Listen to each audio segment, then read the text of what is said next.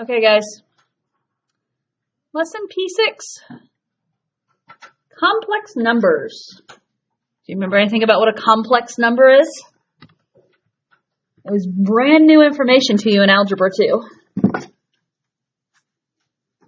believe it was chapter, what I just discovered the other day, chapter 4 last year for you guys. Complex numbers are numbers of the form A plus BI. Does that sound familiar? A plus BI, where what does I represent? Imaginary, right? I represents the imaginary unit. By definition, what is I mathematically? What number does I represent?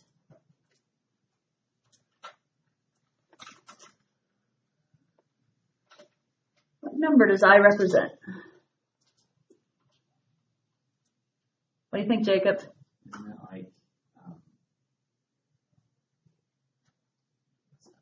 Negative. There's a negative in there. Negative, like, it's the square root. Square root of -1 officially. Yep. I represents this officially the square root of -1. Now, where do i's appear in our problems then? When it's the square root of a negative number, right? We pull that negative outside of the radical and we put it as an I. So I is the square root of -1. And then the other good thing to have defined, what is I squared? If you take the square root of -1 and square it, what do we get? What? Not just 1, but -1. Okay? Because when you square that square root, you get whatever's under the square root. And so it's a -1. Okay, so these are the pieces of information you have to have going into the problems. Okay, is that a complex number is A plus BI. I is the square root of -1. I squared is equal to -1. Okay? So we're just going to review how to work with some of these. Example 1 is adding and subtracting. Okay, so adding and subtracting complex numbers. The hint is to simplify and add like terms and leave, when we give our answers, we're going to give our answers in the form A plus BI today. So 7 minus 3i plus 4 plus 5i. Thoughts?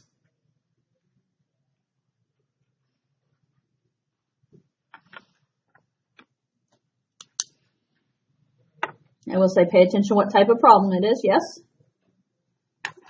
What is 7 minus 3i plus 4 plus 5i?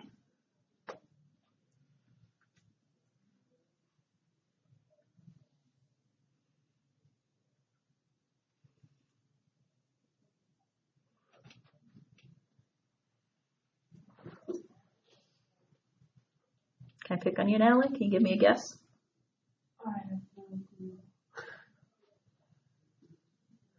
Yeah, everyone being so quiet here. Not used to my pre-cal class being so quiet. Okay, it's an addition problem. So what are we adding? Like terms. What like terms do I have here? 7 goes with 4. So 7 plus 4 is 11.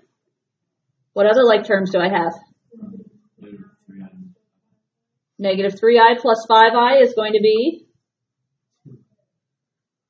+2i.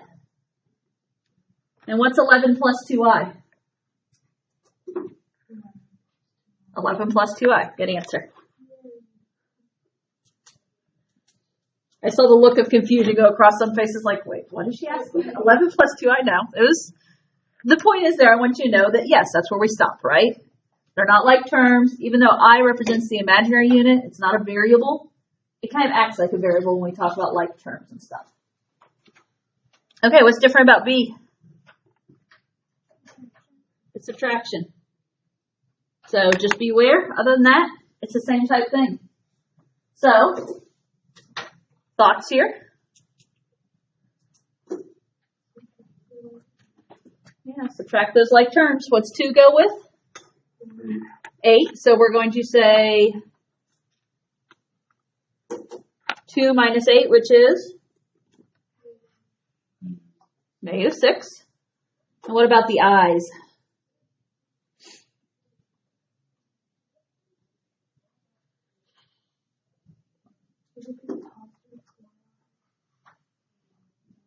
Not quite. Because it's like it's negative I minus 3i, so it's like negative 1i minus 3i, so minus 4i.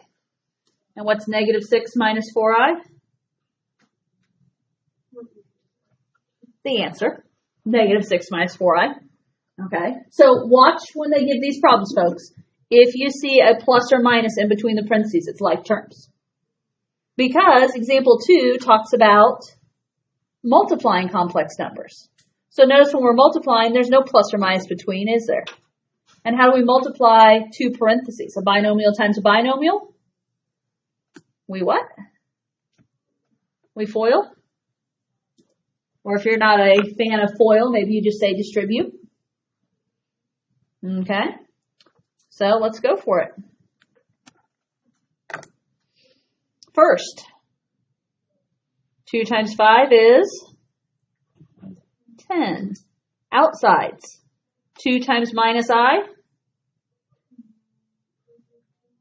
minus 2i.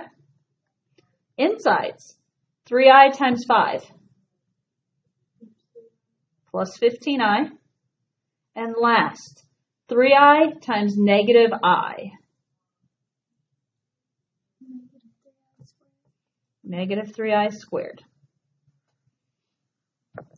Okay, let's talk cleanup here. What kind of cleanup can I do? Okay, we definitely have some negative or some like terms here. Negative 2i plus 15i is going to be 13i. That's a positive 13i, right? 10 is 10. Okay, guys, what about negative 3i squared? Doing a little side note here. Do you remember anything about negative 3i squared?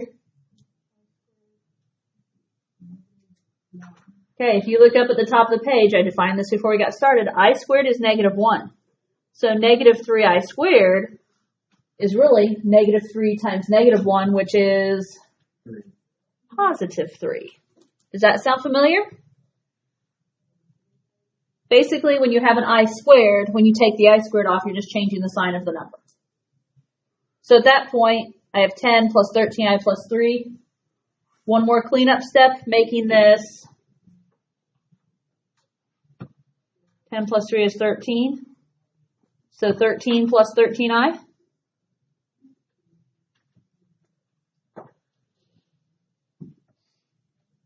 Okay, that wasn't too bad, was it?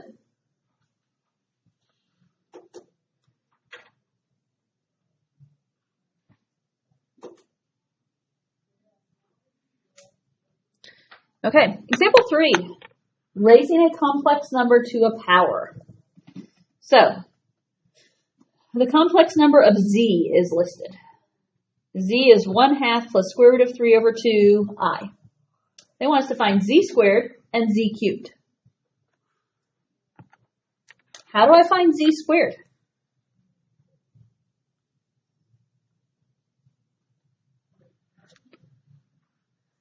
Z squared means I'm going to do z to the second power, or what's another way to think about that?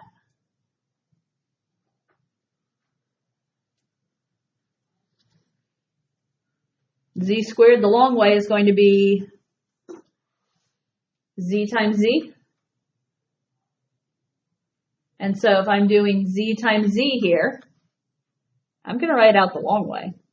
1/2 plus square root of 3 over 2 times I times 1/2 plus square root of 3 over 2 times I. How do we multiply parenthesis times parenthesis? We're going to FOIL. So, 1/2 times 1/2. What is 1/2 times 1/2? 1/4. That was first. Outsides. 1/2 times square root of 3/2i. So think with me. 1 times square root of 3 is square root of 3. If you want, you could write it as 1 square root of 3. That might actually be helpful here in a moment. Denominator, 2 times 2 is 4. And then there's an I. So I would say square root of 3/4i. That was my outsides. What about my insides? Square root of 3/2i times 1/2. So when I multiply those, they're going to be the same. Square root of 3 times 1 is square root of 3. 2 times 2 is 4. And then times I. Okay, lastly, square root of 3/2i times square root of 3/2i. What's square root of 3 times square root of 3? 3. 2 times 2, 4. I times I. I squared is what I'm going to write as for the moment.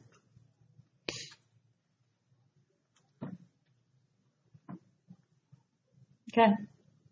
Keep working at it. We're not going to stop there.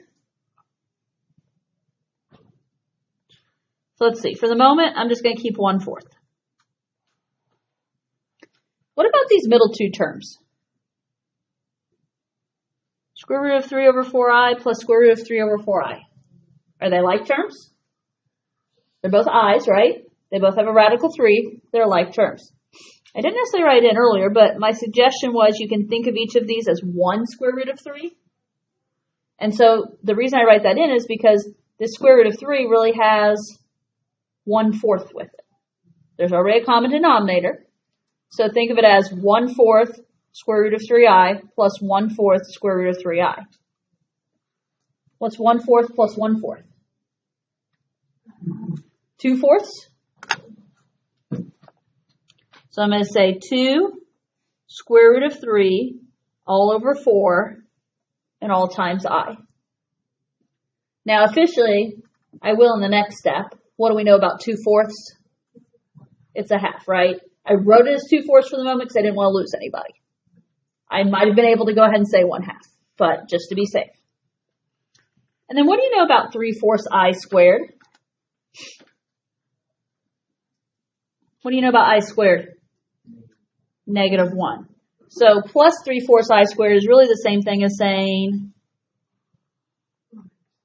minus 3/4. Okay, I think we're at the final cleanup stage. One last set of like terms.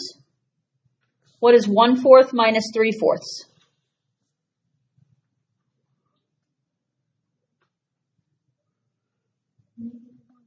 Yep, it's -2/4, which reduces to be -1/2. And then if you didn't already, the 2/4 square root of 3i is, I'm going to say, it's 1/2. So I'm going to say square root of 3/2 times I.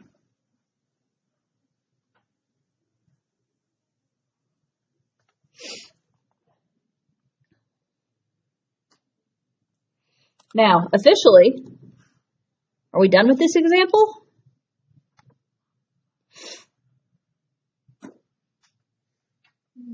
No, because that was z squared, right? What else were we asked to find? Z cubed. Well, make life easy on yourself, guys. What's the shortcut I can take at this point to at least save myself some of the work? What do we know about z cubed?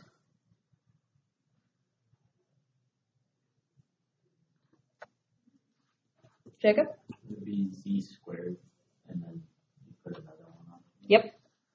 So I agree. I would do z squared times z. I mean, z cubed officially means what? Z times z times z. So you can start all over from the beginning if you want and multiply z times z. But didn't we already multiply z times z? We did. And so what I would think of is, okay, in order to do z cubed, first of all, I'm going to grab z squared, which was negative 1/2 plus square root of 3 over 2 times I. And I'm going to say times z. What was originally z? Positive 1/2 times square root of 3 over 2 I. That would be my recommendation. Now, nice thing is, A, we're a little bit better at this, and this one works out a little nicer. But regardless, we still need to FOIL. Negative 1/2 times positive 1/2. Negative 1/4. Negative 1/2 times positive square root of 3 over 2i. So positive times negative is negative. Square root of 3, 2 times 2 is 4i. Those are my outsides. What happens if I do the insides? Square root of 3 over 2i times 1/2. This time the difference is we end up with a positive square root of 3 over 4 times I. And then lastly, square root of 3 over 2i times itself.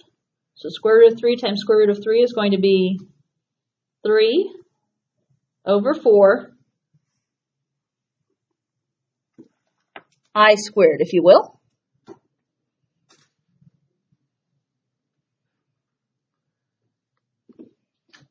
And see some stuff happening there? My like terms in the middle will cancel, right? And we have negative 1/4. What do you know about 3/4 I squared?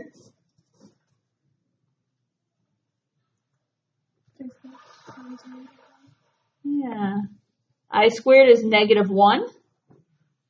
So plus 3/4 I squared is really the same thing as saying minus 3/4. What's negative 1/4 minus 3/4? Negative 1. What happened to my eyes? My eyes canceled out, didn't they? So, I personally am fine with the answer of negative 1. If you're in a situation, though, where it specifically wants it in the form of a complex number, the other alternative is to say negative 1 plus 0i. Okay, as I said, I'm fine with negative 1. I don't feel like we have to put that 0i, but if you needed to, you would.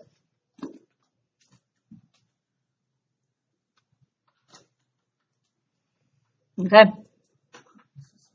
Yes? How do you get 3/4? The 3/4 I squared here? Okay, so that's when I was doing my last. Square root of 3 times square root of 3 is going to be 3, because you're multiplying the square root by itself, and then 2 times 2 is just regular 2, so 4. Does that answer it there? Okay.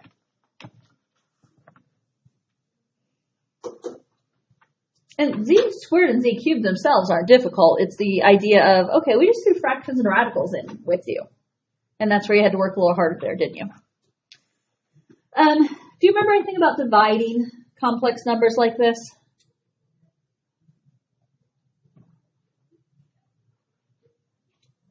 If you think about it, I represents a square root, doesn't it? So if I have an I in the denominator, that means I have a square root in the denominator. Am I allowed to have a square root in the denominator? No. We had a skill called rationalizing when we had square roots in the denominator. And that's kind of what we're doing here. How do we rationalize? Multiply by the conjugate. So what is the conjugate of 3 minus I? 3 plus I. Remember, you change the middle sign, which is traditionally the sign in front of I. If you multiply the denominator by 3 plus I, guess what? We've got to multiply the numerator by 3 plus I. Okay? How do I multiply on top? 2 times 3 plus I, we're going to distribute. 2 times 3 is 6, plus 2 times I is 2I. How do I multiply the denominators?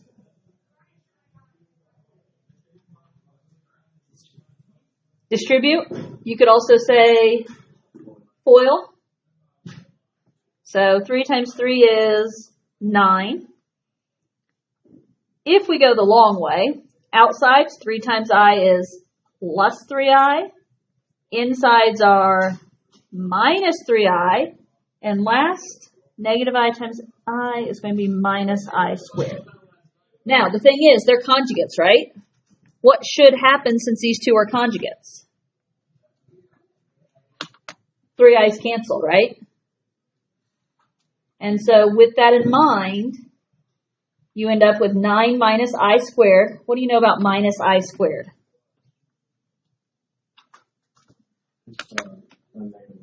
Yeah, so it's minus negative 1, which is really, plus 1. So if I clean this up, I have 6 plus 2I over 9 plus 1, and 9 plus 1 is 10. Clean this up and we're done. 6 plus 2I over 10. What do you know about 6, 2, and 10? They all cancel by a factor of 2. So I'm going to say 3 plus I over 5. If you're required to put it in the A plus BI form, which you often are, split it up. 3 over 5 plus I over 5. And that's going to have to be my stopping point. Dang it. Okay, homework. You can do a lot of it, honestly. There's a little bit I didn't get to, so I will have to finish the notes tomorrow. Okay? If you want to go ahead and write down the homework, you can.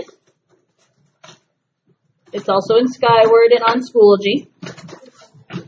Yes? Will you still accept it if it's in the form before that? If they don't split it up? So my key would be about accepting the form is if the directions specifically say A plus BI form, split it. If the directions aren't as specific, it's not a huge deal either way.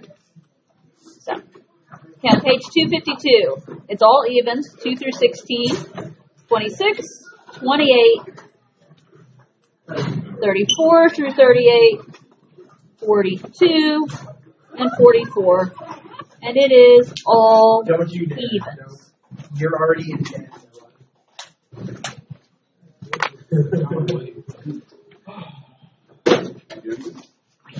And today, computer science, I think all 3 kids can go to the board. I'm already in debt. For real.